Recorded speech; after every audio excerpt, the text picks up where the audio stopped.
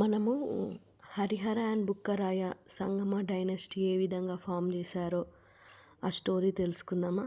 Okay, యాక్చువల్గా ఈ Harihara and Bukkaraya, so వీళ్ళ యొక్క ఫాదర్ నేమ్ వచ్చేసి సంగమ అన్నట్టు. ఓకే, సో వీళ్ళు Kakatiya dynasty Prataparudra two last ruler తెలుసు కదా మీ అందరికీ. సో అతని యొక్క ఆస్థానంలో ఫెడిటరీస్గా వర్క్ చేసిన వ్యక్తులు. 1323లో ఏం జరిగిందంటే, తుగ్లక్ డైనస్టీకి సంబంధించిన మహమ్మద్ బిన్ తుగ్లక్ గారు ఈ వరంగల్ ఫోర్ట్ని ఏమంటారు యుద్ధానికి దిగాడు. సో అప్పుడు మొత్తం ఫోర్ట్ కూడా నాశనం చేయడం జరిగింది. సో ప్రతాపరుద్రుని తీసుకొని వెళ్ళడం జరిగింది. సో ఆ సమయంలో ఈ హరిహర అండ్ బుక్కరాయ వీళ్ళిద్దరూ కూడా కంప్లీ రాజ్యం, హొయసాల టెరిటరీలో ఉన్న కంప్లీ రాజ్యానికి వెళ్ళడం జరిగింది. సో అక్కడ కూడా కొన్ని రోజులు మినిస్టర్గా వర్క్ చేశారు. ఆ తర్వాత ఈ మహమ్మద్ బిన్ తుగ్లక్ గారు ఆ కంప్లీ రాజ్యంని కూడా దండయాత్ర చేశారు.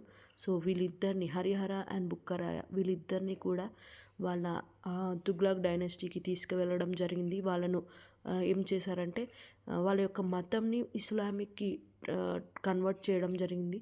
ఆ తర్వాత వాళ్ళిద్దరిని కూడా డెక్కన్ వైపు పంపారన్నట్టు.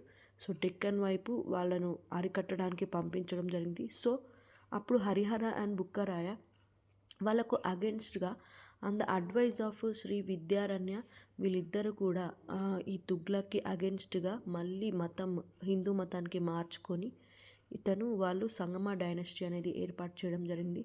సో దాన్ని విజయనగర ఎంపైర్గా పెట్టడం జరిగింది. సో యాక్చువల్గా 1336 నుంచి 1646 వరకు ఈ విజయనగర ఎంపైర్ అనేది ఉంది. ఫస్ట్ రూల్ వచ్చేసి హరిహర, అండ్ ఇందులో మొత్తం 4 డైనస్టీస్ ఉంటాయి. ఏంటి? సంగమ డైనస్టీ, సలువ, Tuluva and finally Aravind. So ఇలాంటి మరిన్ని ఇంట్రెస్టింగ్ స్టోరీస్ కావాలనుకుంటే please subscribe to my channel and do mention.